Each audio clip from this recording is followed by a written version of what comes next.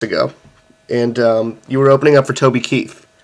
And, so much has happened since then. Headline tour, Grammy nomination. So, what's it been like for you? It's been a whirlwind. I honestly think when people look back at our career, it's going to be pre-Chief and post-Chief. I think Chief was the record that changed everything and really allowed all this to happen. It's been nuts. I think the thing I'm most proud of, I was thinking about this earlier, is the width of what we've done. And what I mean by that is, for Chief to have the success it's had sales-wise, song-wise, Grammy nominations, CMA, all those things. It's also showed up, on a Rolling Stone Top 50 list. It showed up on NPR Top 50 list. It showed up on Spin Magazine Top 50 list. And those are places that I think country artists don't normally get to show up on. So to be showing up across that wide of people that are paying attention to what you're doing, I think it says a lot about the record. I think it says a lot about people's perception of it, and I think it's great. Anytime you can have a record like that maybe people in other genres and maybe other demographics who don't listen to what we're doing in country can check out what we're doing and maybe like what we're doing. I think it's a good and healthy thing.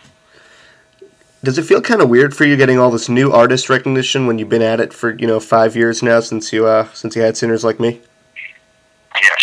I'll never understand that. I'll never get it. I've tried 100 different ways to figure it out, and there's no possible way.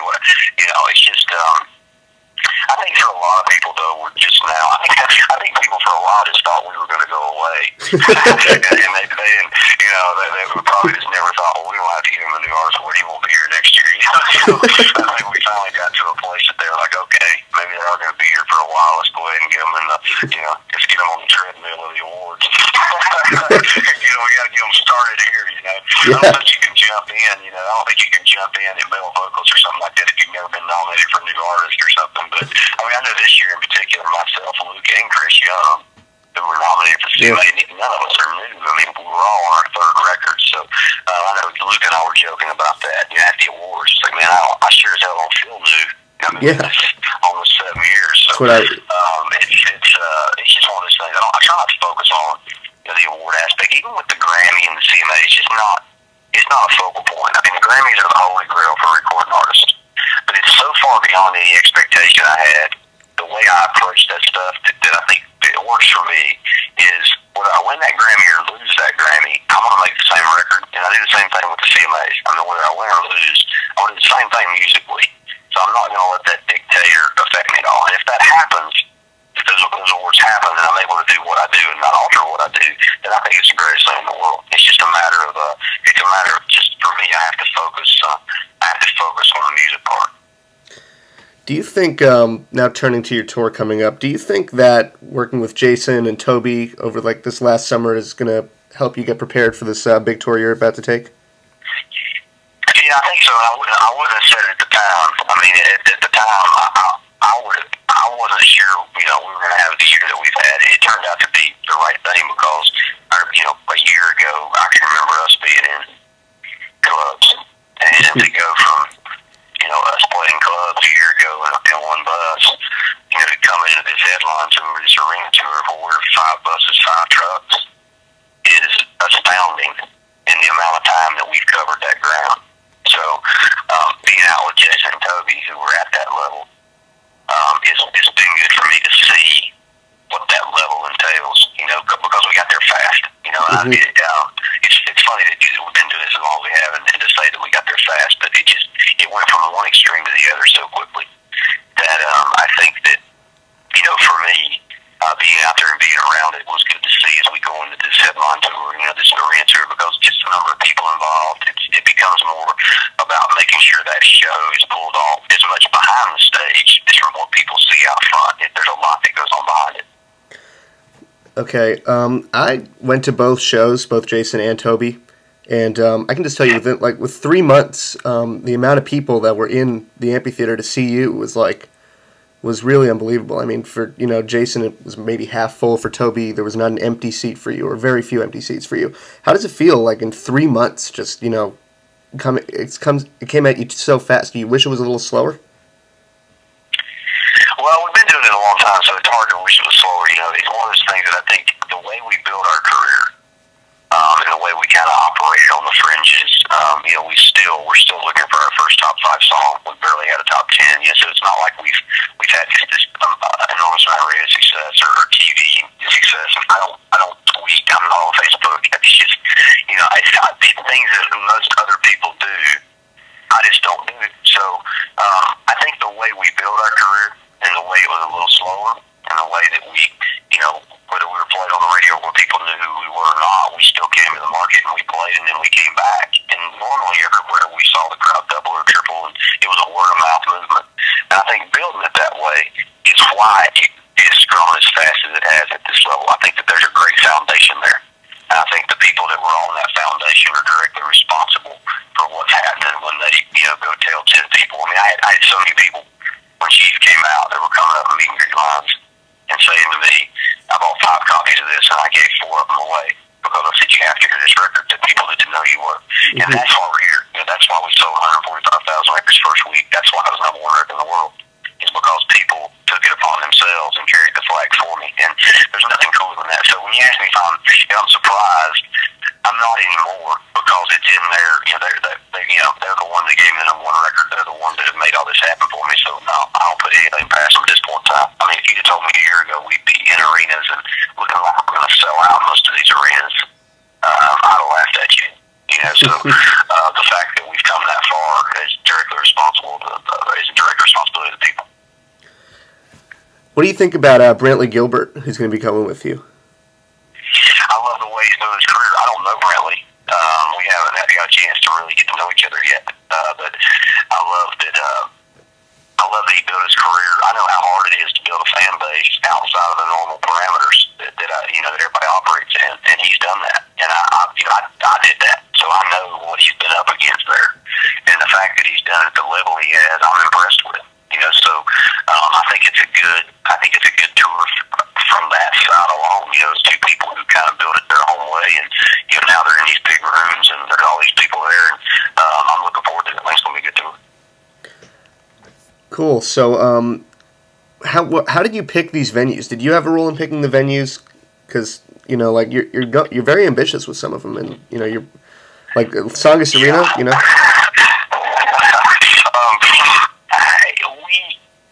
You trust promote. I mean, one thing we did is we rolled the dice a little bit. We picked most of these venues that, you know, people don't realize this right around the time Chief was coming out. We've been planning this tour just because you got to get so far ahead of it. So we've been planning this tour for a while now. And then when Chief kind of happened the way it did and just has blown up like it has, it's made us look real smart. But we really were out there. We were gambling a little bit, but we've always kind of gambled. I mean, we've always kind of bet on ourselves. And again, it comes down to we've always over-delivered, and it's because of the people. Anything people have expected us to do, the fans have always done more. And coming into, you know, these arenas, we looked at some of the size of the places, and I mean, I've even said what you just said. I said, man, I might have to watch a lot of people. And, you know, I can just tell you, I mean, it looks like, you know, I think we put 16 shows on sale, but I mean, right now, 14 of them are going to be sellouts. And that's, you know, those are big rooms. And I think that the fact that people are showing up like they are and buying tickets the way they are, it's pretty cool. You know, to be an artist that's come from where we've come from, it's not something that happens very much in this industry. You know, you don't come from really slugging it out in bars and clubs anymore without a huge amount of radio success. You don't get to arenas like we've got there. And I think that's part of the story, and that's something that I don't take lightly. How important was it for you to get some Northeast dates on the tour? A lot of country tours skip us, especially in the winter. We built our career there. I mean, yeah, it goes back to how we built it. I mean, we would play anywhere that we could play coming up along the way, and we built some great markets in the Northeast, you know, just by playing. And it's something that, you know, is crucial to us to do that. I mean, we got those all over the country. I mean, there's some places that we're going to that probably a lot of people are wondering why we're going there, but it's where, you know, it's how we've done things, it's how we built things. So Northeast is no exception. Now we got some great fans there, and actually some of our biggest fans, I think, are in the Northeast. Yeah, like me. So yeah, I got to tell you, you know, I got the email like, you know, Eric Church going on tour, and Massachusetts was way at the bottom, and so I was just like sweating while I scrolled through it, and when I finally saw Lowell, you know, it's a treat. It's really a treat, it's something that, especially in March, you know. It's been something that it's very important to us, and it's gonna be a great show. You know, I've never, actually don't think I've ever played. I don't know, but I've ever played Lowell. You may know me better than I do about that. No, I mean, Lowell, Tsongas Arena on a campus. It's a pretty great place. We just had a gigantic concert there a couple weeks ago, so I think you'll be very at home there. It's like 10,000. It's gonna be very nice. Oh, cool. You'll enjoy that. I'll enjoy that.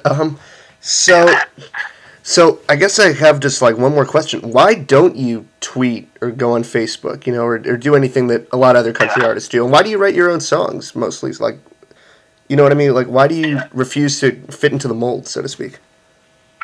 Well, the tweet on Facebook is different. It is something that, for me, I do better when I can just, when I'm off, I can focus on the music. I mean, for one, I don't find my life terribly, it probably isn't interesting as maybe other people would think it is, but, you know, for me, when I'm off, I go so hard on the road, I empty the tank so much on the road, and studio and songwriting, that when I'm not doing those things, I think that I try to get away from anything that may consume too much of my time. And I always use Facebook and Twitter as something that will consume a lot of my time. And quite frankly, it's about stuff that has nothing, you know, again, if you keep it about the music, I don't think anything on Twitter and Facebook pertains to the music. You know, I don't think it's about something I'm not releasing music on there. So I think for me, it's always been about keeping it music based, and it's just something I just never, you know, I've never got into. I don't even know the Facebook password. I know that there's a page out there, but I wouldn't know how to get on it. So it's something for me that it's just the way that I like to do it. I think I'm better that way. I think it makes the music better, and I think most fans, I mean, the people that I've talked to, most of them understand that I'm that way. I'm not a guy that's gonna ever sell records because I'm funnier than everybody else. And I think a lot of people use that as an angle. You know, they use Twitter and Facebook as, hey, my music might not be that good, but I'm a great guy, and I'm funny, and I'm this, and I'm that. And I think that takes away from what we're here to do, which is make great records. Okay. Let me think. Oh, yeah, I had one other one, if that's okay. So this Lowell show is going to be at college. Do you feel like the college crowd has received you really well? Do you like playing colleges? Oh, yeah. Oh, absolutely. Yeah, I love it for a couple of reasons. One, it keeps me young. You know, I love to go there and be around kids, and, you know, it just harkens back to my college days and youth days, you know, but it's just fun for me to go back and be around those people. And I think, honestly, when you look at the success of what we're just talking about, I may not tweet, and I may not be on Facebook, but the age and the demographic of our fans, they tweet, and they're on Facebook. And they're the ones that have picked this thing up and carried this thing. No way Chief does what it does first week unless there's a very, very high college element involved, and there's a high demographic of people that are young, they're tweeting, and they're on Facebook. I just didn't have to say, buy my record. They were telling people to do it for us. And I think that's the coolest thing, because I wasn't out there promoting it, you know, on Twitter or Facebook. It was being done at an organic level because they like the music. And so, yeah, I mean, without the college crowd, we're not even having this conversation, you know, because I think they're a huge element to what we do. Thank you so much. I can't wait to see you up in Lowell. It's going to be awesome, as I'm sure you know. And, you know, stay in touch. If anything happens, just let me know. And I'd love to try to run into you up there, too. So I'll talk to you soon. All right. You got it, brother. I appreciate it, man. Thank you so much, dude. Thank you. I'll talk to you soon.